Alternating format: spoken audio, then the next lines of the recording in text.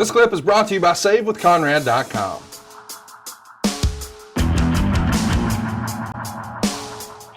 Carolina Jackpot tweets, how scary was it trying to get to the dressing room the night you, Rick, and Ole broke Dusty's ankle in the cage at the Omni? I got to be honest with you. I didn't think we were going to make it. Where it really started to get hairy is when that door opened and we started to step out and we were right on top of each other. And the fans just surged forward and shoved that cage door back shut. That's the first time I've been in the ring where reality set in and I went, oh God, I got no control over this right now. Forget about going forward. That moment in time, I felt trapped big time, and we were trapped. And, I said before, kudos to the Atlanta Police Department. There was about 10 police officers that had not seen anything of that magnitude before. And it was usually the same guys that work wrestling matches, no matter where you are in an arena across the country.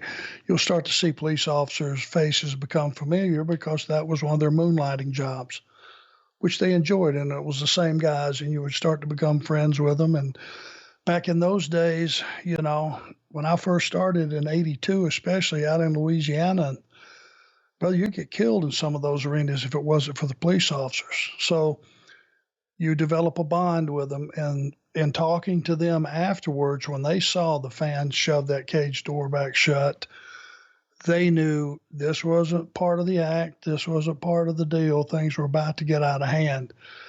And had they not literally beat the fans back, and it took about 20 minutes for us to get, once we got our feet on the floor, to get all the way to the locker room. Took a long time because the cops were really outmanned. I would say there was, at any given time during that foot trip back to the locker room, there was probably 75 or 100 people trying to get to us. I know that sounds like a lot, but it's absolutely true. That was one of those deals.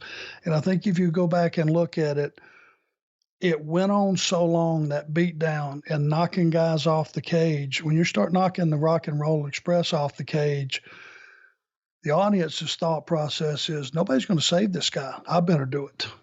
Right. And when you get a frame of mind, who knows who had been drinking? Who knows who had knives in their pocket? This was before they did screening. This was pre 9/11, obviously. Brother, anything could have happened. And there were stories over the years. Ole got cut real bad in Greenville, in years past. A lot of guys had been in heated situations and had batteries thrown, hit them in the head, pint liquor bottles, you name it. All kind of stuff used to go on.